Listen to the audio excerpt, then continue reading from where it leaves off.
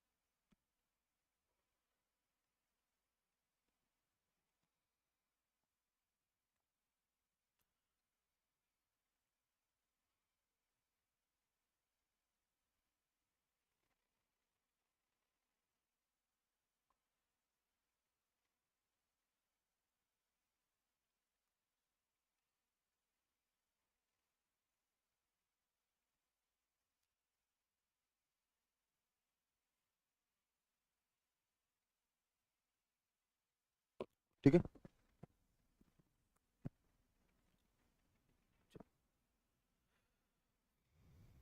थोड़ा सा ब्राइटनेस कम कर दो।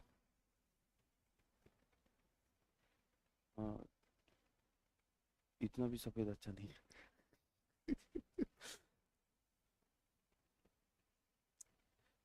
चलिए, जितने भी हैं जैसे भी हैं, गुड मॉर्निंग। क्या ठंडा है, आय हाय हाय। अब जो नींद का जो मजा आ रहा है ना, पहले कुछ दिनों तक तो आप लोगों में से कौन कौन है जो कंबल भी ओढ़ता है और फैन भी चलाता है? अभी तो शायद जरूरत नहीं पड़ी है, नॉर्मल कंबल ओढ़ के फैन चलाते हो।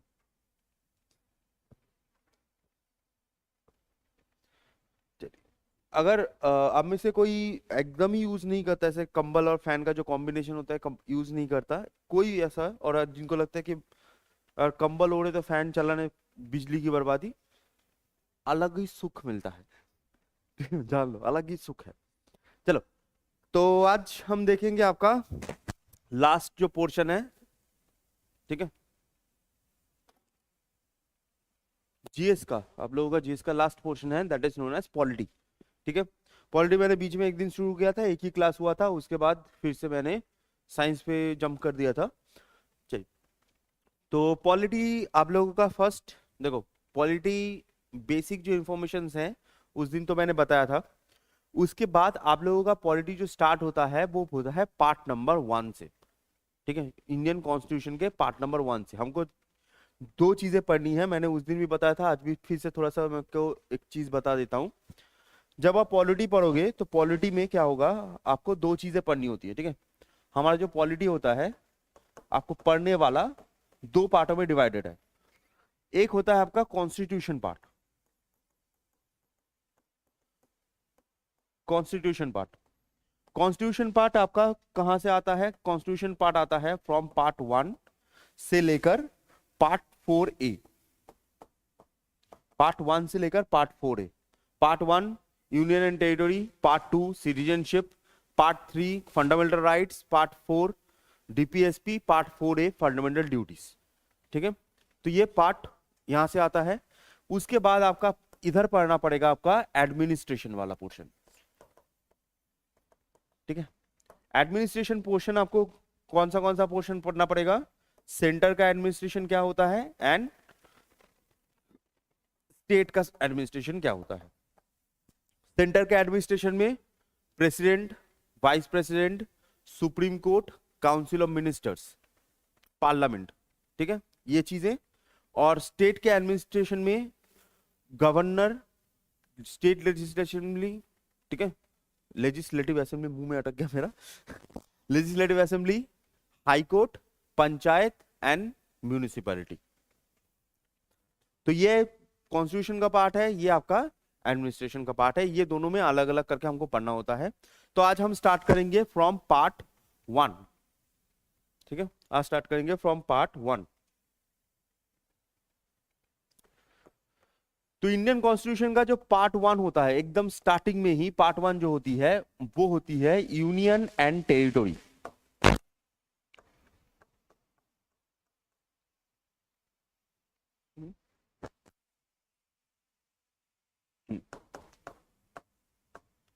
Union and territory. ठीक है, तो पार्ट 1 यूनियन एंड टेरिटरी, तो स्टार्ट करते हैं। अच्छा, यहां पर एक चीज याद रखिएगा, जो पहला आर्टिकल है वो पहला आर्टिकल आपको याद रखना होता है, क्योंकि वहां से डायरेक्ट क्वेश्चन पूछा जाता है। ठीक है, रट्टा मार के याद रखो, लेकिन उसको याद रखना पड़ेगा। तो यूनियन एंड टेरिटरी की जब बात होती है तो सबसे पहला आर्टिकल क्या होता है? सबसे पहला आर्टिकल होता है ये होता है आर्टिकल नंबर 1।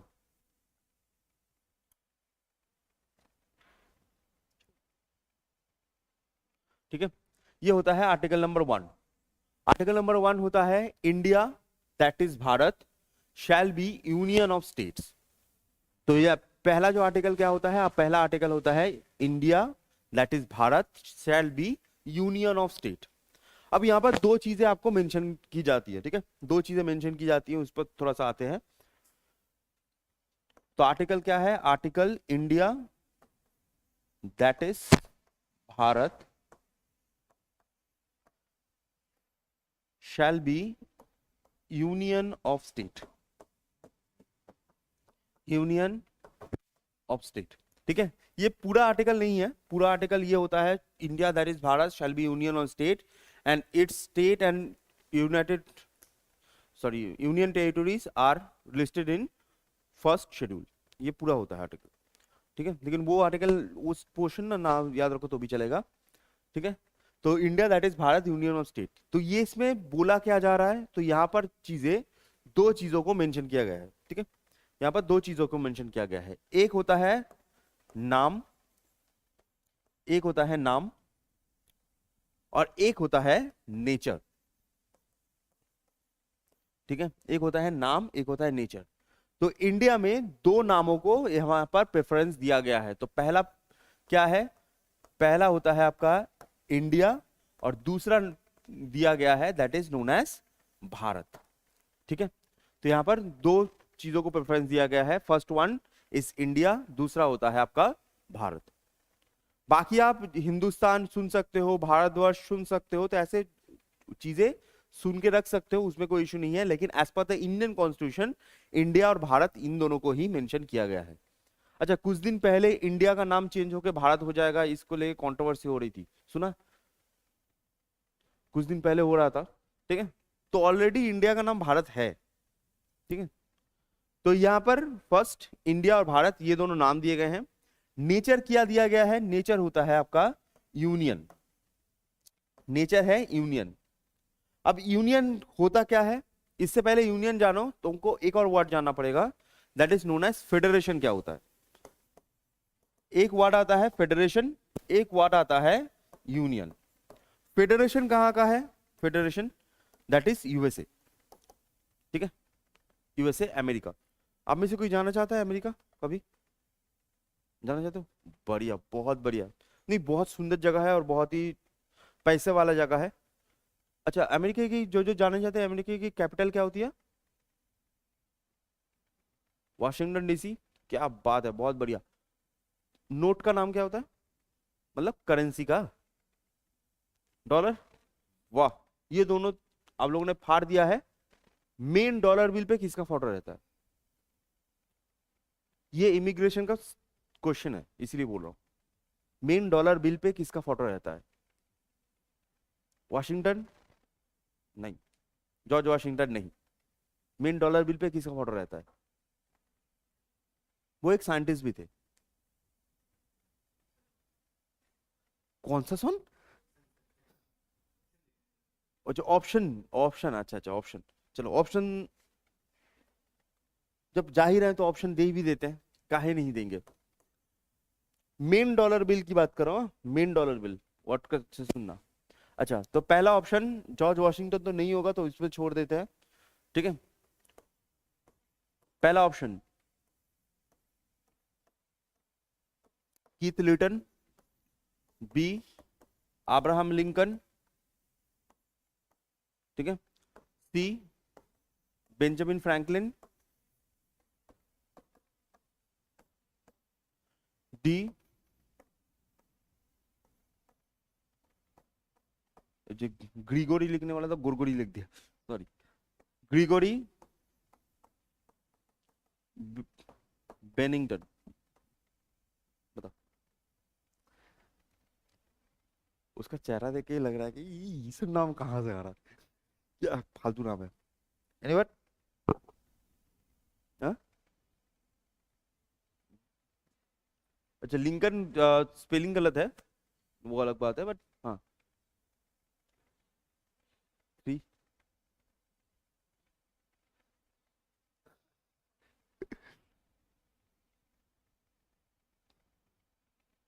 चलो एनीवन, ऑनलाइन में 2 को लॉक किया जाए, चलो एनीवन।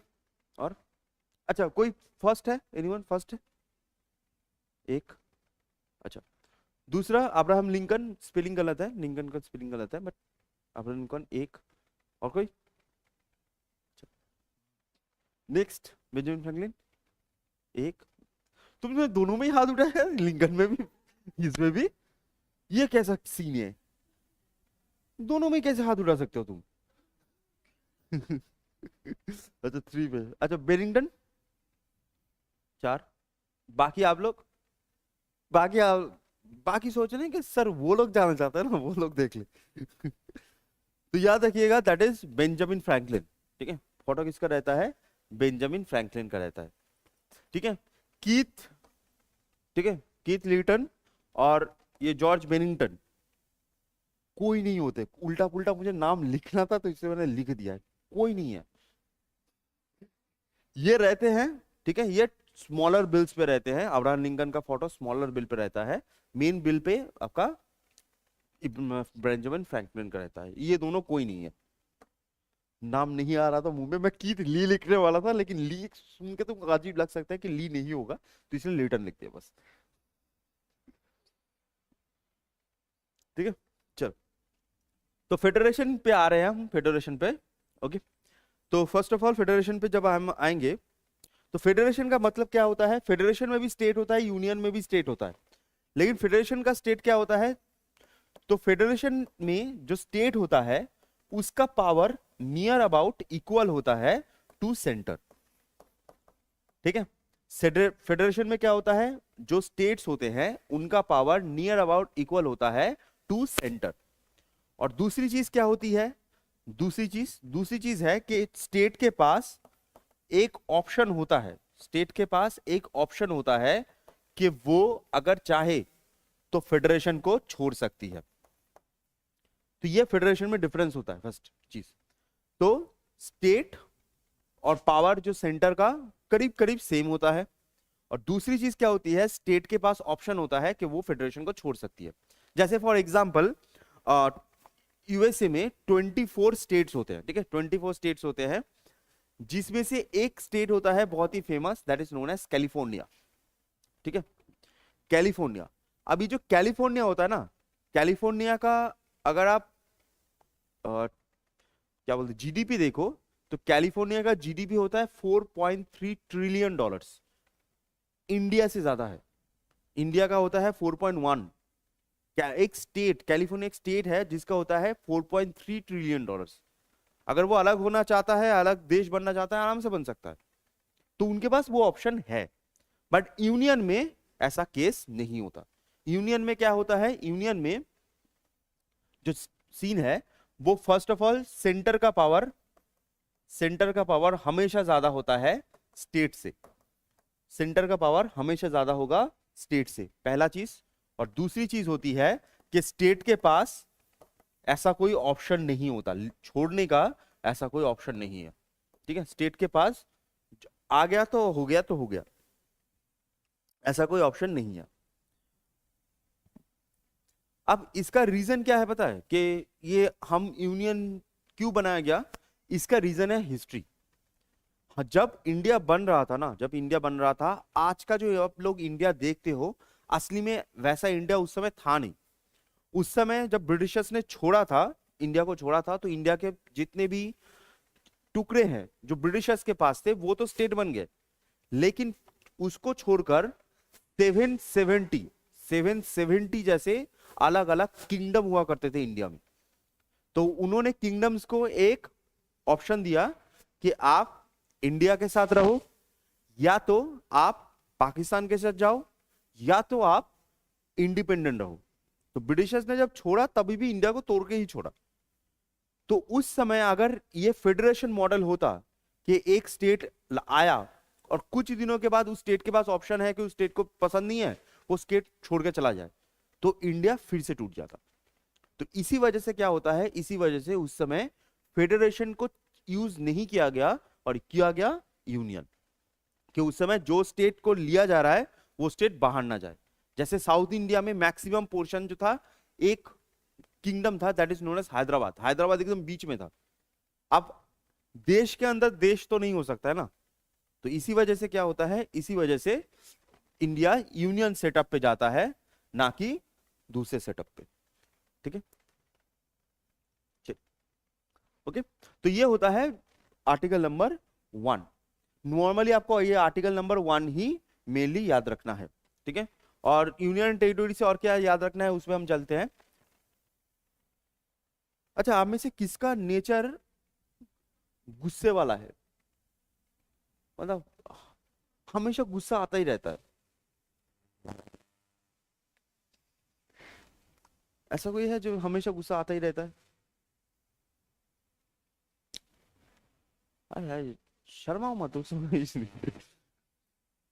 अच्छा, और कोई है जिसको एकदम मतलब बोलते हैं ना कूल एज क्यूकम्बर है, जिसको गुस्सा आता ही नहीं है? Cool as cucumber? नहीं, वो दोनों नहीं है। Cool as cucumber.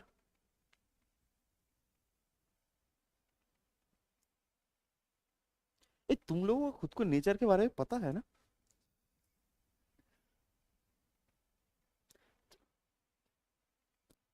तो यूनियन टेरिटोरी फर्स्ट चीज।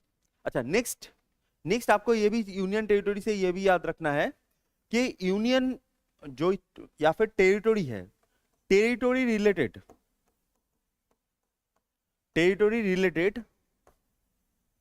जो भी चेंजेस होंगे, टेरिटोरी रिलेटेड जो भी चेंजेस होंगे, ठीक है, जो भी चेंजेस का मतलब है, अगर मान लो उसका नाम चेंज करना है, उसका एरिया चेंज करना है, छोटा करना है, बड़ा करना है, उसको बीच में से तोड़ना है, नया डिस्ट्रिक्ट बनाना है, तो जो भी चेंजेस होंगे, चेंजेस हमेशा किसके पास पावर होता है?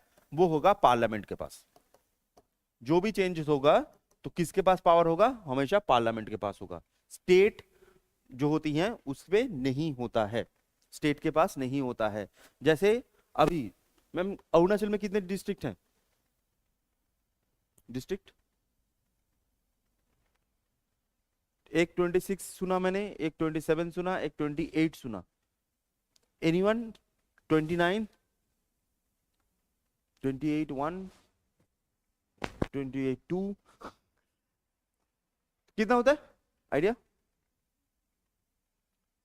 26, 27, अच्छा 28। देखो, अगर आप ईटानगर कैपिटल कॉम्प्लेक्स को एज अ डिस्ट्रिक्ट काउंट करते हो तो होता है 28, और अगर नहीं करते तो होता है 27। As per the Arunachal directed होता है 27। ठीक है, तो 27 डिस्ट्रिक्ट है। अभी जो 27 डिस्ट्रिक्ट है, इसके बाद अगर नया डिस्ट्रिक्ट बनाना है या दो डिस्ट्रिक्ट को मर्ज करके नया चीज बनानी है, तो ये जो चीजें होंगी ये सब किसके पास पावर होता है? पार्लियामेंट के पास। अरुणाचल गवर्नमेंट के पास नहीं है, याद रखिएगा। जैसे मैं आपको दो सिंपल इंस्टेंस बताता हूं। जैसे एक होता है वेस्ट बंगाल। वेस्ट बंगाल, उसका जो नाम है वो बहुत दिनों से, वेस्ट बंगाल बहुत दिनों से अपना नाम बांग्ला करने की कोशिश कर रहा है। ठीक है, बांग्ला करने की। क्यों? क्योंकि वेस्ट बंगाल में डब्ल्यू सबसे नीचे आता है और बांग्ला में बी थोड़ा सा ऊपर आ जाएगा, तो इसी वजह से बहुत दिनों से कोशिश कर रहा है। अब स्टेट गवर्नमेंट तो बोल रही है कि हमारा नाम कर दो, लेकिन पावर किसके पास है? पार्लियामेंट के पास। तो पार्लियामेंट नहीं कर रही। या फिर आसाम में, आपका जो पास में है आसाम में जब बोरोलैंड की मांग हुई थी, ठीक है, एरिया बोरोलैंड, वो अलग से एक स्टेट बनेगा, बोरोलैंड अलग से स्टेट बनेगा। ठीक है, या फिर वेस्ट बंगाल में गोरखालैंड अलग से स्टेट बनेगा। वो चीज एक कौन कर सकता है? वो चीजें सिर्फ और सिर्फ पार्लियामेंट कर सकती हैं। अगर स्टेट गवर्नमेंट मंजूरी दे भी दे, डजंट मैटर। ठीक है, और मान लीजिए पार्लियामेंट, एक चीज यहां पर ये भी बोल दूं कि पार्लियामेंट ने मान लो अरुणाचल के 27 स्टेट्स हैं, डिस्ट्रिक्ट्स हैं, 27 डिस्ट्रिक्ट को मर्ज करके एक डिस्ट्रिक्ट बना दिया, पार्लियामेंट ने कर दिया, ठीक है, पार्लियामेंट पागल हो चुका है, उसने कर दिया। तो अरुणाचल इसको अपोज कर सकता है जी, अपोज कर सकता है, उसमें इशू नहीं है, but parliament, sorry, state government इसमें कुछ कर नहीं सकती। जो पार्लियामेंट ने बनाया है ऑब्वियसली यहां पर स्टेट गवर्नमेंट के साथ बात करके बनाया जाता है, बट ये हमेशा याद रखिएगा, स्टेट गवर्नमेंट की जो एडवाइस है या स्टेट गवर्नमेंट की जो बातें हैं वो पार्लियामेंट के ऊपर बाइंडिंग नहीं है। मतलब पार्लियामेंट अगर चाहे तो कर सकती है, पार्लियामेंट के ऊपर बाइंडिंग नहीं है। तो in the case of union and territory पूरा जो पावर होता है वो सेंटर के पास होता है, ठीक है, पूरा पावर सेंटर के पास होता है। क्लियर?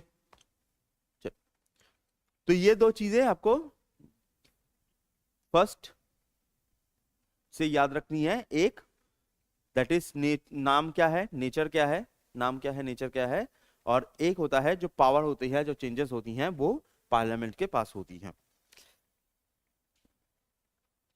ठीक है, चलिए नेक्स्ट आते हैं, नेक्स्ट पार्ट पे आते हैं, that is known as citizenship.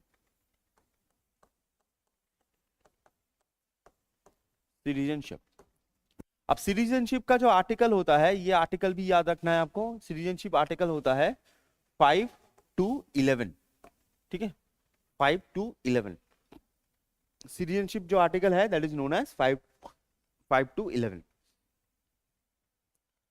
चलिए सिटीजनशिप चलते हैं इधर, ठीक है।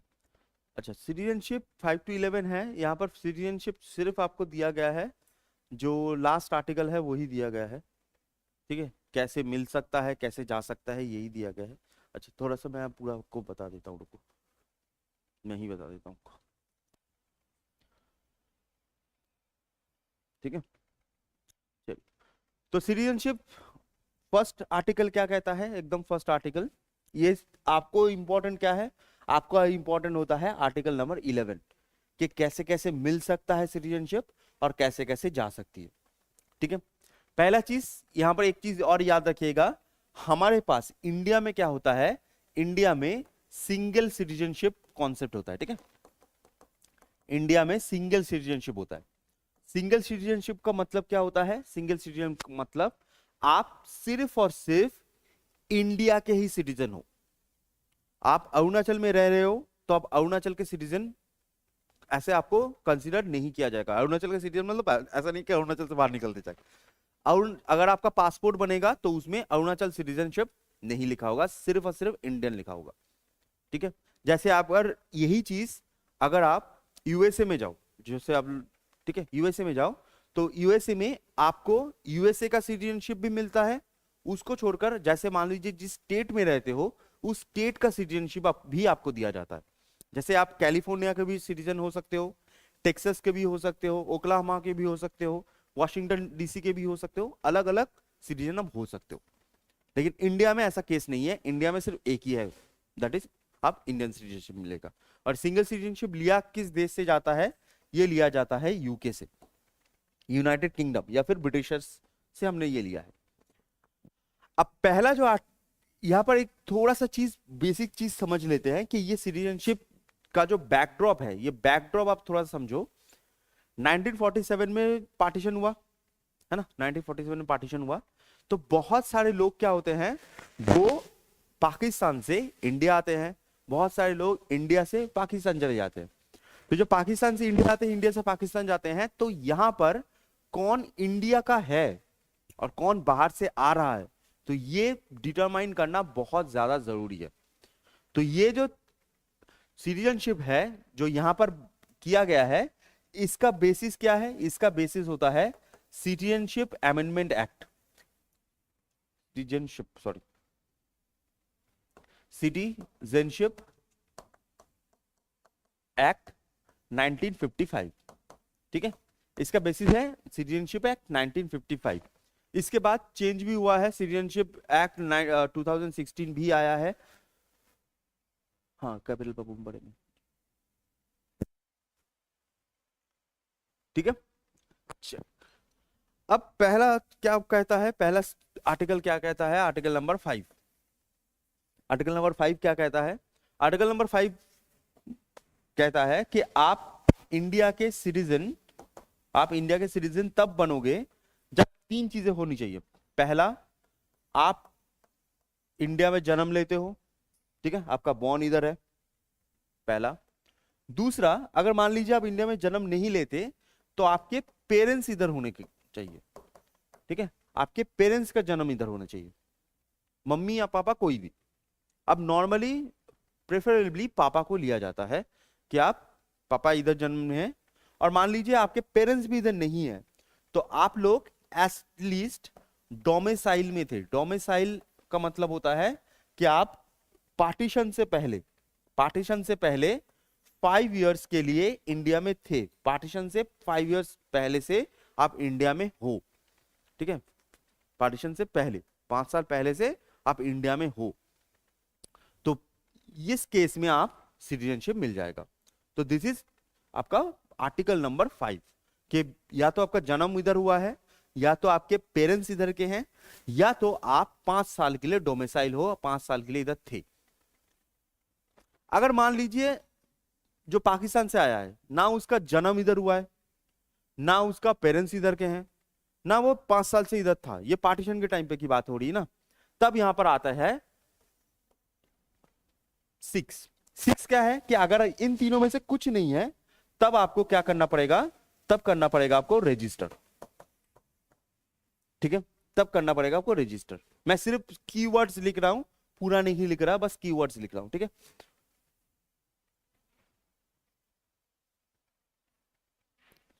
कीवर्ड्स लिख रहा हूं, पूरा नहीं लिख रहा। तो आपको करना पड़ेगा रजिस्टर।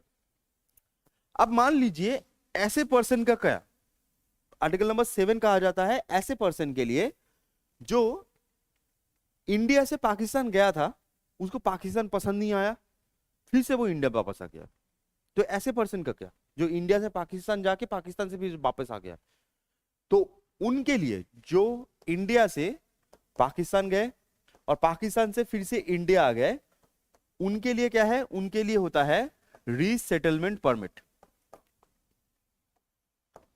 ठीक है, उनके लिए रीसेटलमेंट परमिट उनको लेना पड़ेगा।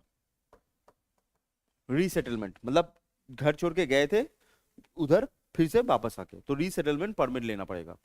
तो पहला सिटीजन क्या, कौन कौन बनेगा, उसके बाद सिटीजन अगर नहीं हो तो रजिस्टर करो, उसके बाद ये आर्टिकल नंबर 8 क्या कहता है। आर्टिकल नंबर 8 है कि अगर मान लो कोई पर्सन है जो उस समय इंडिया से बाहर था, ठीक है, उस समय इंडिया से बाहर था, मतलब 1945 में वो चला गया था जर्मनी या फिर इंग्लैंड, और उसके बाद यहां पर पार्टीशन हो गया, वो उधर ही रह गया।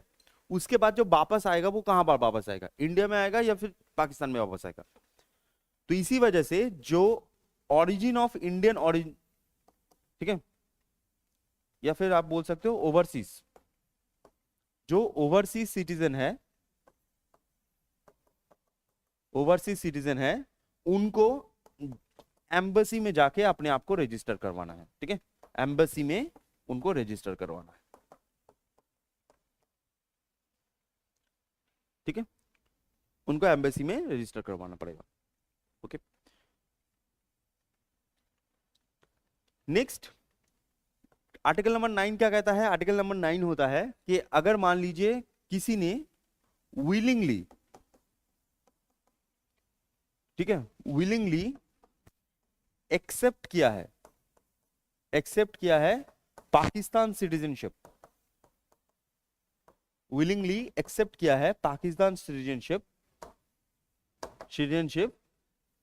देन, यहां पर देन लिख देता हूं, देन जो इंडियन सिटीजनशिप है दैट विल बी कैंसल्ड, ठीक है, जो पाकिस्तान का सिटीजन बन गया, ठीक है, पाकिस्तान का सिटीजन जो बन गया, तो उसका इंडिया का जो सिटीजनशिप है वो ऑटोमेटिकली कैंसिल हो जाएगा, वो इंडिया का सिटीजन नहीं होगा, ऑटोमेटिकली कैंसिल हो जाएगा। ये आर्टिकल नंबर 9 कहता है, ठीक है, ऑटोमेटिकली कैंसिल हो जाएगा।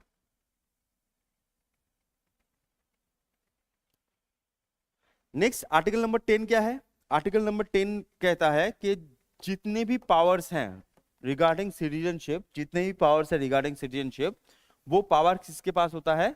वो होगा पार्लियामेंट के पास। ठीक है, जितना भी पावर होता है according as per the citizenship, जितना भी पावर है वो किसके पास होगा? वो होगा पार्लियामेंट के पास।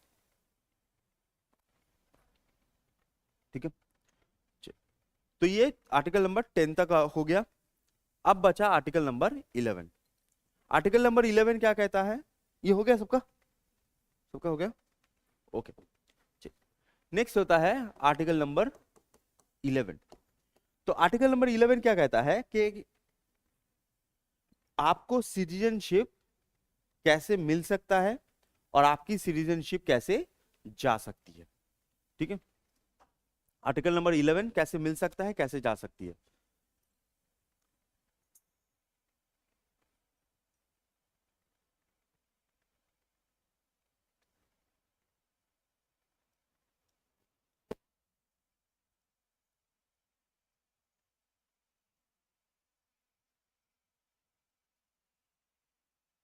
हम्म, तो आपको सिटीजनशिप कैसे मिल सकती है, यहां पर कैसे मिल सकती है। तो सबसे पहला होता है कैसे मिल सकता है, सबसे पहला होता है कैसे मिल सकता है। तो फर्स्ट होता है बाय बर्थ, अगर आप यहां पर ही जन्म आपने लिया है, पहला चीज। दूसरा होता है बाय डिसेंट। बाय डिसेंट का मतलब होता है, बाय डिसेंट का मतलब होता है आपके पेरेंट्स में से कोई इधर होना चाहिए। ठीक है, पेरेंट्स में से कोई इधर होना चाहिए। तीसरा होता है अगर पेरेंट्स भी नहीं है तो बाय रजिस्ट्रेशन, ये रजिस्टर करवा लो खुद को। तीसरा होता है बाय नेचुरलाइजेशन। नेचुरलाइजेशन का मतलब क्या होता है? नेचुरलाइजेशन का मतलब जो अगर आप यहां पर रह रहे हो, पहले के एक्ट के हिसाब से आप कितने साल रहोगे? That is 5 years। क्या हुआ? वो घड़ी देख लो,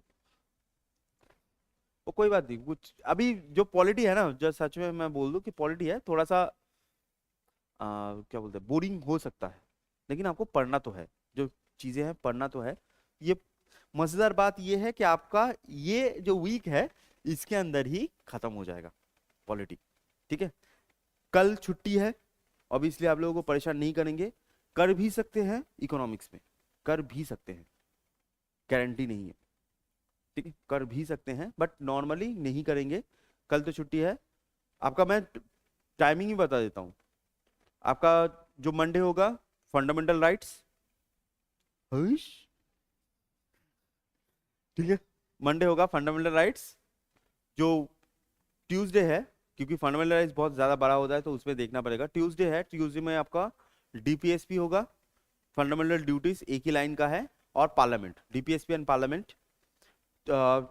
वेडनेसडे आपका जो प्रेसिडेंट वाइस प्रेसिडेंट वाला पोर्शन है एंड सुप्रीम कोर्ट।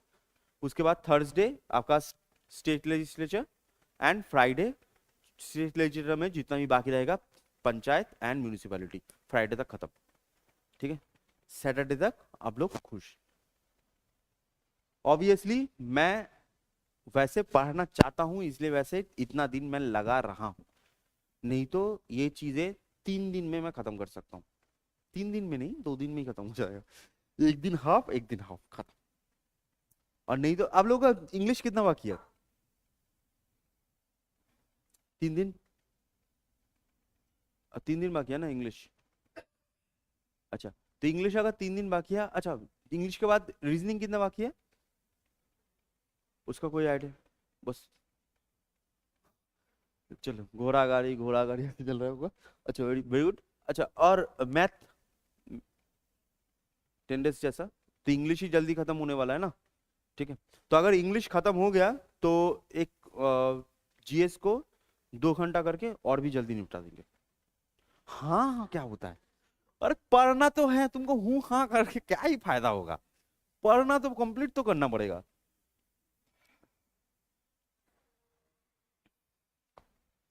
ठीक है, खड़ा मैं होता हूँ, बोलता मैं हूँ। ये तुम लोग कितना कैसे थक जाते हो? चलो कोई बात नहीं, थके हुए हो कोई इश्यू नहीं है। लेकिन देखिए, फिर से बोल रहा हूँ, जो मैंने पहले क्लास में बोला था आज फिर से बोल रहा हूँ, आपको सब्जेक्ट से प्यार है नहीं है, इट डजेंट मैटर। एग्जामिनर को फर्क नहीं पड़ेगा कि तुमको उस सब्जेक्ट से प्यार है कि नहीं है। अगर प्यार नहीं है, कोई बात नहीं, जोर जबरदस्ती का प्यार मत करो, सीधा रटो। ठीक है, लेकिन रटने के लिए भी तो इंफॉर्मेशन चाहिए ना, नहीं रटोगे किसको? रटने के लिए भी तो इंफॉर्मेशन चाहिए। चल, तो नेशनलाइजेशन का मतलब होता है, सिंपल से भाषा में नेशनलाइजेशन का मतलब होता है डोमिसाइल। ठीक है, नेशनलाइजेशन का मतलब होता है डोमिसाइल। और इनकॉर्पोरेशन का मतलब होता है, इनकॉर्पोरेशन का मतलब आसान भाषा में, एकदम आसान भाषा में, इनकॉर्पोरेशन का मतलब है कि अगर मान लीजिए कोई एरिया किसी ने कैप्चर कर लिया, ठीक है, कोई इसी एरिया किसी ने कैप्चर कर लिया, तो वहां के लोग ऑटोमेटिक पाकिस्तानी सिटीजन बन जाएंगे, एक सॉरी इंडियन सिटीजन बन जाएंगे। ठीक है, जैसे आप लोगों को पाकिस्तान पसंद है? चलो नहीं है, हाँ नहीं है, जो भी है कोई बात नहीं। मान लीजिए आप में से किसी ने हमला कर दिया लाहौर के ऊपर, ठीक है, जस्ट एग्जांपल, लाहौर के ऊपर हमला कर दिया और लाहौर एरिया को कैप्चर कर लिया।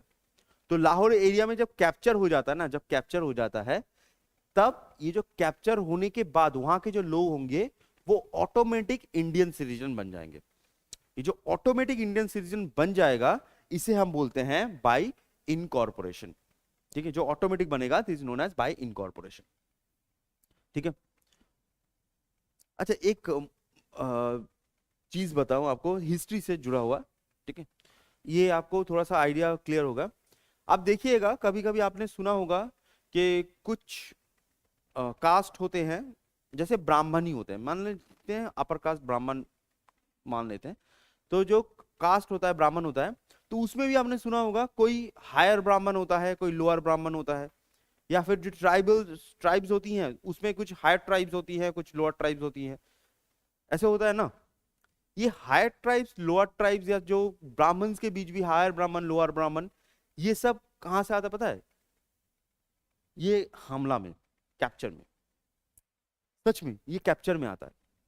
उस ये मैं क्यों बोल रहा हूं, क्योंकि थोड़ा सा आपको जब सुनो तो आइडिया हो जाए कि क्यों ये डिवीजन था। पहले के जमाने में क्या होता था, जैसे मान लीजिए बिहार मगध वाला एरिया, उसने हमला करके, ठीक है, मान लो कि दिल्ली जीत लिया। अब जब हमला करेगा तो वहां पर भी कास्ट सिस्टम था ना, कास्ट सिस्टम था, सबसे ऊपर ब्राह्मण, देन क्षत्रिय, देन वैश्य, देन शूद्र, ऐसे होता है। तो जब दिल्ली में आएगा, दिल्ली में आएगा तो दिल्ली में भी वो सिस्टम होता है, दिल्ली में भी वो सिस्टम है। तो प्रॉब्लम यही था कि जो मगध के ब्राह्मण हैं जिन्होंने हमला किया था, जिन्होंने हमला किया था मगध के ब्राह्मण हैं, तो वो हमला करते हैं और दिल्ली में जाके जो ब्राह्मण्स हैं वो भी तो ब्राह्मण्स हैं, तो दोनों में डिफरेंशिएशन कैसे करोगे? तो जिन्होंने हमला किया था उनके जो ब्राह्मण्स हैं वो अपर ब्राह्मण हो जाते हैं, और जिन्होंने हमला नहीं किया, जिनके ऊपर हमला हुआ, वो ब्राह्मण्स लोअर ब्राह्मण्स हो जाते हैं। तो इसलिए क्या होता है, आप यहां पर ऐसे डिवीजन देख पाओगे, ये सब चीज में सेम सेम है। ठीक है, ट्राइब में भी, सब में भी, सब कुछ में सेम। तो यहाँ पर इनकॉर्पोरेशन, तो इसमें आते हैं, इनकॉर्पोरेशन में आते हैं तो by birth, bye decent, bye registration, bye naturalisation and bye incorporation. ठीक है, अच्छा नेक्स्ट आपकी जाएगी कैसे, जाएगी कैसे? रेनंसिएशन, टर्मिनेशन, डिप्रीवेशन। ये जो वर्ड्स होते हैं इसको थोड़ा सा मैं आसान भाषा में आपको लिख देता हूं, जस्ट लिख लो एकदम आसान भाषा में। ठीक है, फर्स्ट ये आपका लीव का तरीका है, ठीक है, लीव का मतलब छोड़ने वाला। फर्स्ट क्या होता है, अगर आपने विलिंगली, अगर आपने विलिंगली सिटीजनशिप छोड़ दिया, ठीक है, अगर आपने विलिंगली सिटीजनशिप छोड़ दिया, विलिंगली मतलब आप, जैसे हमारे इंडिया में हर साल एवरी ईयर 4 लाख ऐसे पर्सन हैं जो इंडियन सिटीजनशिप छोड़ते हैं। ठीक है, ये नॉर्मल है, 4 लाख लोग छोड़ते हैं। तो विलिंगली अगर आपने सिटीजनशिप छोड़ दिया, पहला चीज। दूसरा होता है कि अगर आपने एक्सेप्ट कर लिया, एक्सेप्ट एनी अदर सिटीजनशिप, ठीक है, अदर सिटीजनशिप,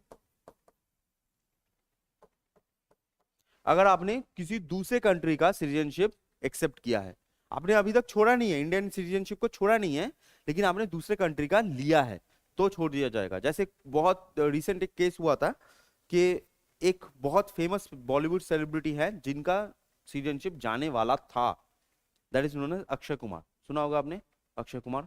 तो अक्षय कुमार कनाडा का सिटीजनशिप लेने वाले थे, अगर वो सिटीजनशिप ले लेते उनका इंडियन सिटीजनशिप कैंसिल हो जाता। ठीक है, लिया नहीं वो अलग बात है, लेकिन कैंसिल हो जाता। ठीक है, अक्षय कुमार का असली नाम क्या है, किसी को पता है? अक्षय कुमार तो उनका नाम नहीं है, वो तो स्टेज नेम है। सब जगह पर अक्षय कुमार बोल के चलते हैं, लेकिन अक्षय कुमार उनका स्टेज नेम है। अक्षय कुमार का असली नाम क्या होता है? उनका नाम होता है राजीव भाटिया। ठीक है, राजीव भाटिया। चलिए, तो और थर्ड क्या होता है? थर्ड होता है अगर आपको ही हटा दिया जाए, ठीक है, रिमूव कर दिया जाए, लात मार के निकाल दिया जाए, तो भी आप सिटीजनशिप नहीं रहोगे, सिटीजन नहीं रहोगे। जैसे मान लीजिए आप किसी टेररिस्ट एक्टिविटी में इन्वॉल्व हो, ठीक है, किसी टेररिस्ट एक्टिविटी में इन्वॉल्व हो, तो ये जो टेररिस्ट एक्टिविटी अगर इन्वॉल्व होते हो तो आपको गवर्नमेंट जो है वो ऐसे ही निकाल देगी। ठीक है, ऐसे ही निकाल देगी। तो इसी वजह से क्या होता है, आपको छोड़ दिया जाएगा। तो ऐसे तीन केसेस है, अगर आपने विलिंगली छोड़ा है, या दूसरे के एक्सेप्ट किया है, तीसरा अगर आपको खुद से रिमूव कर दिया जाए। तो ऐसे तीन केसेस में छोड़ सकते हैं। अब आपने एक चीज, एक पर्सन का नाम सुना होगा, यहाँ इससे जुड़ा हुआ नहीं है, एक पर्सन का नाम सुना होगा, that is known as Vijay Mallya. सुना है विजय माल्या? ठीक है, विजय माल्या 9,000 करोड़ लेके इंडिया से भाग गया था। नीरव मोदी 14,000 करोड़, ठीक है, 14,000 करोड़, इतना पैसा लेके वो लोग भाग गए। अब ये जो भाग जाते हैं ना, ये क्या करते हैं, इसी चीज का लूप होल जो है वो यूज करते हैं। जैसे हमारे इंडिया में क्या है कि अगर आप दूसरे कंट्री का सिटीजनशिप लोगे तो इंडिया का सिटीजनशिप नहीं रहोगे। तो वो क्या करते हैं, जैसे मान लो इंडिया है, अभी नीरव मोदी ये लोग कहां पर रहते हैं? ये लोग रहते हैं यूके में, लंदन, यूके में, लंदन में रहते हैं। अगर मान लो कि वो इंडिया से सीधा यूके का सिटीजनशिप ले लेते, तो इंडिया के ऊपर पावर भी होता कि आप देखिए हमारा पैसा लेके भाग गया है, आपका सिटीजनशिप हो चुका है, इसको वापस कीजिए। डिपोर्टेशन आसान होता था। बट अभी के टाइम पे क्या होता है, हम कितना भी कोशिश कर लें उनको लाना बहुत ही मुश्किल हो जाता है। क्यों? क्योंकि ये जो लूप होल है, लूप होल क्या है कि वो इंडिया से यूके डायरेक्ट नहीं जाते। इंडिया से क्या करते हैं वो लोग एक ऐसा कंट्री या ऐसा आइलैंड चूज करते हैं जहां पर लेना बहुत इजी है। मान लो 30 लाख 40 लाख दे दो, आपको सिटीजनशिप मिल जाएगा। जैसे for example Saint Kitts, Saint Kitts, तो वो पहले क्या करेंगे, पहले सेंट किट्स का लेंगे। ठीक है, सेंट किट्स। अब जब सेंट किट्स का उन्होंने लिया है, तो पहला चीज क्या है, इंडिया का तो कैंसिल हो गया है ना, इंडिया का तो कैंसिल हो गया, तो अभी वो सेंट किट्स के हैं। अब यहां से जाएंगे तो ये सबको पता है कि यहां पर लेना आसान है, मतलब सिटीजनशिप लेना आसान है। तो वो क्या करेंगे, सेंट किट्स से एक दूसरा अच्छा वाला कोई देश देखेंगे, जैसे मान लो सर्बिया। अब सर्बिया में लेना मुश्किल है, थोड़ा सा मुश्किल है कंपेयर टू इंडिया। सर्बिया में वो क्या करेंगे, पैसा देके सर्बिया के बन जाएंगे। अभी जो मेहुल चौकसी हैं या फिर नीरव मोदी हैं, ये कौन है, ये सर्बिया के हैं, सर्बियन सिटीजन है। एंड एज सर्बियन सिटीजन ये अप्लाई करेंगे यूके में। यूके में आने के लिए ज्यादा नहीं, 30 करोड़ के आसपास चाहिए होता है। ठीक है, 30 करोड़ आप दो तो आपको सिटीजनशिप मिल जाएगी, तो आप बन जाओगे यूके के सिटीजन। अब जो 9,000 करोड़ लेके भागा है, उसके लिए 30 करोड़ कोई बात है, दे देगा, बचना ही है भाई। ठीक है, तो ये अभी यूके के सिटीजन हम देख पा रहे हैं कि ये यूके में है। अब इंडिया इसको प्रेशर कर रही है कि आप वापस भेजो, लेकिन यूके का जो नियम है ना, वो बहुत स्ट्रिक्ट है। नियम क्या है कि अगर कोई पर्सन जिस देश से आया है वो देश अगर मांगे, तब हम उनको आपको वापस कर सकते हैं। तो पहले क्या करना पड़ेगा, इंडिया को जाना पड़ेगा सेंट किट्स में। ठीक है, सेंट किट्स परमिशन देगा, उसके बाद जाना पड़ेगा सर्बिया में, सर्बिया परमिशन देगा, उसके बाद जाना पड़ेगा यूके में, यूके परमिशन देगा, देन तुम ला सकते हो। और यूके परमिशन क्यों देगा, यहां पर पैसा आया है 30 करोड़ 40 करोड़ इन्वेस्ट हो रहा है, तो जो पैसा जहां से आ रहा है तो उसको थोड़ी तुम भेजोगे। तो इसीलिए उनको लाना बहुत मुश्किल हो रहा है। लंदन के रास्ते में वो लोग खुले घूम रहे हैं, इतना पैसा मार के वो खुले घूम रहे हैं, लेकिन है। अब यहाँ पर एक और चीज आपको समझाओ कि मान लो कि वो पैसा लेके घूम रहे हैं, पैसा चोरी हो गया, तो इंडिया के पास कम पैसा है, प्रॉब्लम नहीं होता। जैसे मान लो यहाँ पर चोरी हुआ है 9,000 करोड़। अब ये जो 9,000 करोड़ है, जैसे मान लो कि मेहुल चौकसी बोल रहा हूँ, नीरव मोदी 14,000 करोड़ चोरी करके भागा है फ्रॉम पीएनबी। मेन है पीएनबी, पीएनबी मतलब पंजाब नेशनल बैंक। आप में से किसी को पंजाब नेशनल बैंक में अकाउंट है? आपका है? अच्छा, उनको छोड़कर आप लोगों को डायरेक्ट कोई फर्क तो पड़ेगा नहीं, क्योंकि 14 करोड़ 14,000 करोड़ जा रहा है, बट आपके अकाउंट से तो नहीं जा रहा है, आपके अकाउंट से तो नहीं जा रहा है, आराम से हो जाएगा। लेकिन यहाँ पर चीज सोचो कि ये जो इतना बड़ा पैसा लेके भागते हैं, ये पैसा भागने में इशू क्या होता है, ये हमको नहीं बताया जाता कि इशू क्या होता है। जैसे मान लो ये 14,000 करोड़ लेके वो भागे, ठीक है, तो पीएनबी से वो 14,000 करोड़ लेके चले गए, ठीक है। अलग अलग जगह से लेते हैं पीएनबी, वो अलग बात है, मान लो पीएनबी से लेके चले गए। अब पीएनबी इंडिया का 3rd लार्जेस्ट बैंक है in terms of government bank, 3rd largest है, अभी के टाइम पे 3rd लार्जेस्ट है। तो पीएनबी 3rd लार्जेस्ट है। अब मान लो अगर यहां से वो 14,000 करोड़ लेके चला गया और पीएनबी के पास पैसा नहीं है, पीएनबी अगर डूब गया, तो आप में से किसी एक का है बस, बाकी लोग नहीं है। बाकी इंडिया में तो बहुत सारे लोग हैं ना, तो उनका पैसा अगर डूब गया तो इकोनॉमी टूट जाएगी। तो इसी वजह से क्या होता है, पीएनबी डूब नहीं सकता। तो पीएनबी डूब नहीं सकता तो 14,000 करोड़ आएगा कहां से? तो 14,000 करोड़ कौन देगी?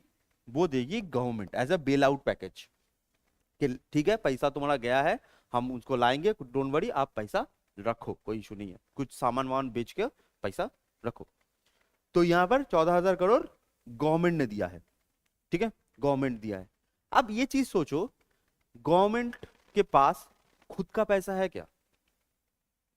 खुद का पैसा तो नहीं है ना, मोदी जी क्या पॉकेट से देंगे? नहीं देंगे ना। हमारा पैसा है, जो हमने टैक्स दिया था, है ना, हमने टैक्स दिया था, उसका पैसा है।